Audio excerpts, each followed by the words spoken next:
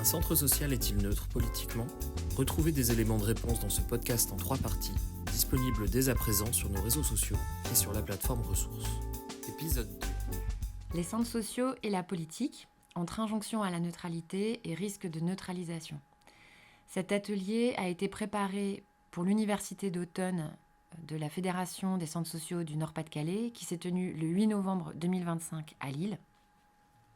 Et nous essayons de vous en présenter une version audio dans ce podcast. Alors pour commencer, l'atelier s'est déroulé en 4 parties. D'abord une introduction qui permet de voir d'où on part, puisque cet atelier fait suite à des rencontres qui l'ont précédé. Et puis ensuite 3 parties qui nous permettent de travailler la question de la neutralité, à la fois sur la définition même de ce qu'est la neutralité dans une première partie, puis ensuite à travers l'histoire des centres sociaux, et enfin en ouvrant un peu la question, non plus en parlant de neutralité, mais en parlant des risques de neutralisation qui pèsent sur l'ensemble du monde associatif et sur les centres sociaux en particulier.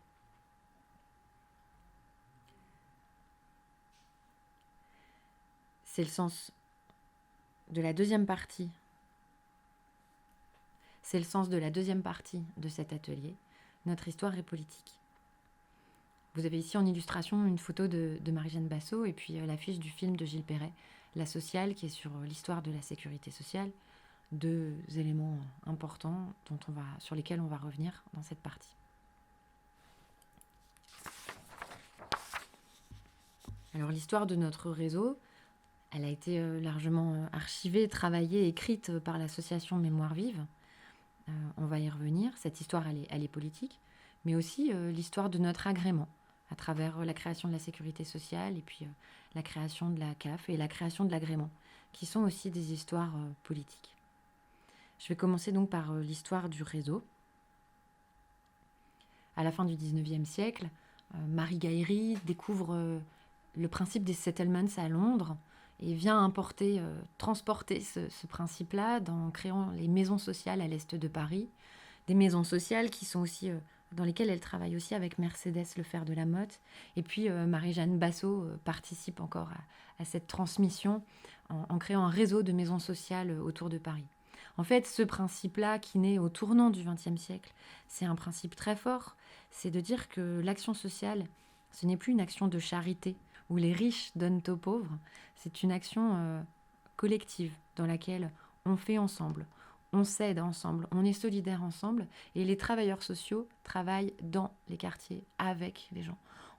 Tout ça se passe à un moment de fort exode rural, d'industrialisation, à un moment où les villes explosent, et en termes de population évidemment, où il y a de plus en plus de monde qui vit dans des conditions très dégradées, des conditions sanitaires très dégradées, des conditions économiques, des conditions sociales très dégradées dans les villes.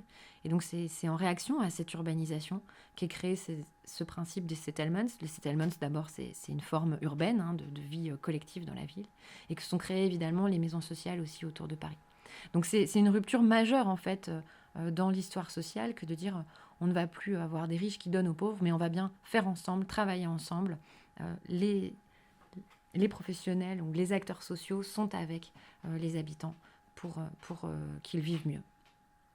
Tout de suite, vu qu'il y a à la fois des settlements en Angleterre et des maisons sociales en France, il y a un réseau qui se met en place pour pouvoir communiquer. Et d'ailleurs, c'est logique, on travaille collectivement sur le terrain, on travaille collectivement aux autres échelles également. Donc on est d'emblée constitué en réseau, parce que la question du collectif, elle se joue à tous les étages.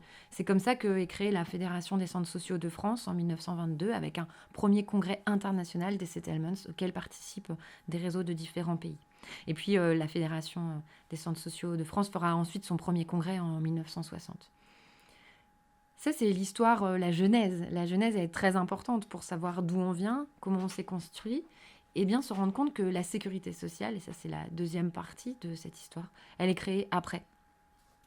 La sécurité sociale, elle apparaît en 1945, au sortir de la Seconde Guerre mondiale, dans l'idée qu'il peut y avoir un régime unique pour couvrir les besoins universels de la population, cette question d'une assurance pour tout le monde, elle apparaît dans un contexte de sortir de la guerre.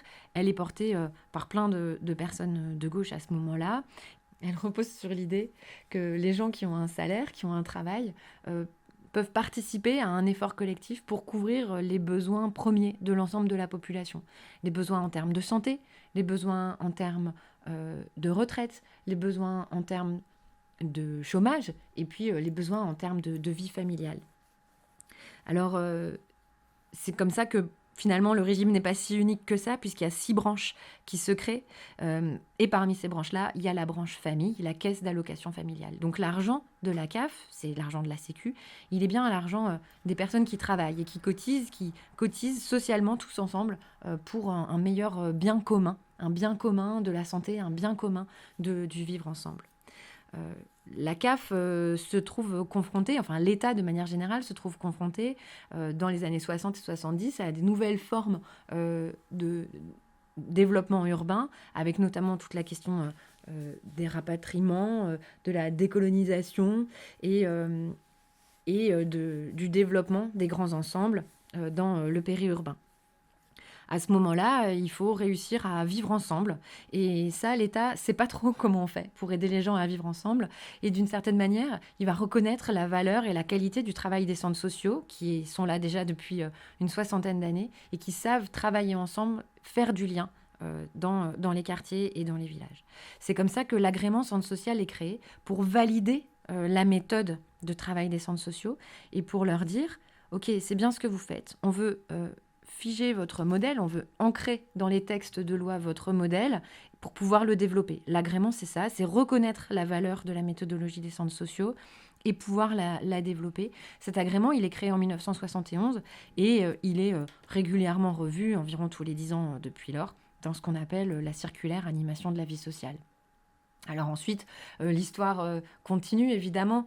Il y a une urbanisation, le développement du périurbain et les centres sociaux qui se développent dans les années 60-70, et leurs actions s'étoffent autour du développement local et des solidarités dans les années 80. C'est les prémices de la politique de la ville. Et puis la question de la participation citoyenne dans les années 90, avec un soutien constant de l'État et des collectivités pendant cette période. Parallèlement, à partir des années 2000, plusieurs congrès sont organisés tous les 10 ans, à Angers, à Lyon, à Lille, pour construire les valeurs et les projets qui nous unissent à l'échelle du réseau. C'est la charte des centres sociaux qui est votée en 2000. C'est le grand chantier sur le développement du pouvoir d'agir qui est lancé en 2013 au Congrès de Lyon. C'est les questions de transformation écologique et citoyenne qui sont mises sur le tapis avec d'autres en 2023 au Congrès de Lille. Cette consolidation du réseau, elle se fait à un moment où parallèlement, il y a de plus en plus d'austérité budgétaire dans les politiques publiques et plus de difficultés à faire vivre les structures dans lesquelles on travaille.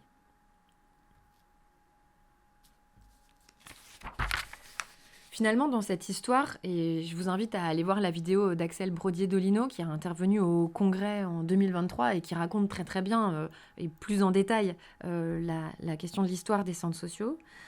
Dans cette histoire, ce qu'on peut retenir, c'est que les centres sociaux sont dans une ambiguïté, comme plein d'autres acteurs du monde associatif. Ils sont tout contre le politique. Axel Brodier-Dolino, elle prend cette expression à Éric Fassin, qui lui-même l'a utilisée pour décrire le monde humanitaire. Pourquoi on est tout contre le politique ? Parce qu'on est adossé dessus pour tenir debout. On est adossé sur des subventions, sur de l'argent public pour tenir debout. Et pour autant, on est aussi parfois contre, c'est-à-dire qu'on a toujours cette possibilité d'opposition, cette possibilité de faire autrement, de proposer autre chose, de discuter avec les pouvoirs publics. En fait, dans le social, il y a cette espèce d'équilibre, de tension à tenir entre le lien avec les pouvoirs publics et la possibilité d'opposition. Et les pouvoirs publics, eux, ont toujours su qu'ils étaient incapables de traiter la question sociale tout seuls et qu'ils avaient besoin des associations. Toute l'action sociale s'est construite par ce partenariat. La société civile, c'est ce que dit Axel Brodier-Dolino, elle est en amont, elle repère les soucis, elle innove. C'est comme ça que plein de dispositifs autour de l'aide alimentaire, par exemple, ont été inventés par des citoyens solidaires entre eux et ensuite repris par l'État et institutionnalisés. Mais la société civile, elle est aussi en aval. après la décision, après les textes de loi, et avec l'argent public, elle applique, elle met en œuvre les politiques publiques. C'est donc le cas de ce qui s'est passé avec les asiles sociaux, avec la lutte contre les bidonvilles. Et en fait, toutes les grandes fédérations qui se sont créées après-guerre pour porter une voix face au pouvoir public, et puis plus tard, l'urgence sociale, les maraudes de l'aide alimentaire. Bref, tout ça, ce sont des assos qui l'ont créé. Et c'est important de se rappeler de notre rôle historique et de notre rôle contemporain, encore aujourd'hui, d'aiguillon de l'action sociale. Alors, pour en terminer avec cette partie plus historique sur les centres sociaux et savoir si on est neutre ou pas, vous voyez que la question de la neutralité, elle ne se pose plus. On est bien situé quelque part dans une histoire politique, une histoire sociale, et ça constitue ce qu'on est, nos modes d'action, les valeurs que l'on défend. On peut élargir nos regards pour prendre du recul sur notre histoire et faire 2 pas de côté. Le premier pas, on pourrait le faire du côté de l'histoire de l'éducation populaire, pour dire en gros que si les historiens de l'éducation populaire ont identifié un lent mouvement de dépolitisation de l'éduc-pop, peut-être que les centres sociaux l'ont moins subi que d'autres réseaux. En fait, c'est ce que dit Emmanuel Porte, par exemple, avec d'autres chercheurs dans ce rapport de l'INGEP, La fabrication de l'éducation populaire et de l'animation.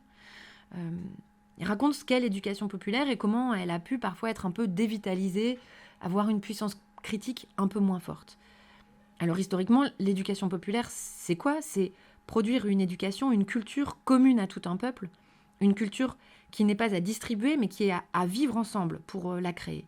Ce mouvement est au début proche du courant ouvrier, révolutionnaire, et propose des lieux ouverts pour discuter, des lieux ouverts pour se former au sujet politique, des lieux ouverts hors cadre institutionnel et dans lesquels on va appliquer des pédagogies alternatives, comme celles qui sont très connues de Célestin Freinet, de Paolo Freire et d'autres encore. C'est un endroit, l'éducation populaire, où on peut accéder à des apprentissages hors système pour réfléchir aux rapports de classe, aux rapports d'exploitation, aux inégalités, aux formes de domination, et pour pouvoir s'émanciper. L'éducation populaire est un espace où il y a une forte puissance critique de la société. Et l'éducation populaire, elle s'est rapprochée peu à peu des politiques publiques. Déjà, en 1936, avec le Front populaire, il y a la démocratisation des loisirs et de la culture, et l'éducation populaire entre dans ce mouvement. À ce moment-là, c'est très connu, il y a les congés payés qui sont créés. Et à cette époque, l'idée de développer le temps libre avec les congés payés, pour le gouvernement et pour les gens de l'éducation populaire qui sont proches du Front populaire, cette idée de temps libre, c'est aussi une manière de donner aux gens du temps pour se former, du temps pour militer, et pas seulement du temps libre pour consommer des loisirs, comme c'est souvent représenté. Et puis, petit à petit, au début des années 60, avec la création d'un ministère jeunesse et sport, on voit que l'État a une vision peut-être plus de loisirs autour de l'éducation populaire, ou que l'État invite les mouvements d'éducation populaire à se glisser plutôt dans cette vision de loisirs. Mais ça, si c'est la vision de l'État, c'est pas forcément celle des mouvements dans lesquels on s'inscrit. Et nous, ce qu'on peut dire du point de vue des centres sociaux, c'est que notre charte, nos méthodes, nos missions, notre agrément nous ont jusqu'ici plutôt préservé de cette tendance, et on peut conserver un esprit critique, la culture de l'esprit critique dans nos méthodes d'animation, dans les objectifs qu'on poursuit, dans notre projet social, et d'ailleurs dans les missions d'accompagnement de la citoyenneté, qui sont celles inscrites dans notre agrément. Et puis un deuxième pas de côté, cette fois-ci du côté de la Belgique, où l'éducation permanente est une véritable politique de formation critique subventionnée par la région Wallonie. Autrement dit, en Belgique, l'État finance explicitement le pluralisme, l'État finance explicitement ses contre-pouvoirs. Je vous cite rapidement un décret de 2003 qui dit: l'action associative dans le champ de l'éducation permanente vise l'analyse critique de la société, la stimulation d'initiatives démocratiques et collectives, le développement de la citoyenneté active et l'exercice des droits sociaux, culturels, environnementaux et économiques dans une perspective d'émancipation individuelle et collective des publics, en privilégiant la participation active des publics et l'expression culturelle. Alors évidemment, fin de citation. Alors évidemment, si on compare notre position dans l'éducation populaire par rapport à l'éducation permanente, si on compare notre histoire avec celle de l'éducation permanente, on voit bien que notre rôle d'éveil de l'esprit critique n'est pas aussi explicitement formulé dans les textes qui encadrent nos actions subventionnées. En gros, l'éducation permanente, c'est plus critique que l'éducation populaire. Mais néanmoins, peut-être que les centres sociaux ont moins vécu le processus d'affaiblissement de la puissance critique des associations qu'il y a pu y avoir à d'autres endroits de l'éducation populaire. Voilà pour cette deuxième partie. Alors, du coup, on pourrait se questionner de manière un peu ironique sur la place de l'agrément dans cette histoire-là. Vous l'avez vu, il arrive après la création des centres sociaux et on peut peut-être le considérer parfois comme un rempart contre l'affaiblissement critique du centre social. Est-ce que vous avez déjà utilisé votre agrément, la circulaire, des textes qui encadrent notre activité pour défendre l'esprit critique ? Ou est-ce qu'au contraire, vous percevez l'agrément et les textes qui encadrent nos activités comme des contraintes qui nous poussent à éviter le politique ? En fait, un des instruments de ce lien d'interdépendance entre les centres sociaux, associatifs et les pouvoirs publics, c'est l'agrément.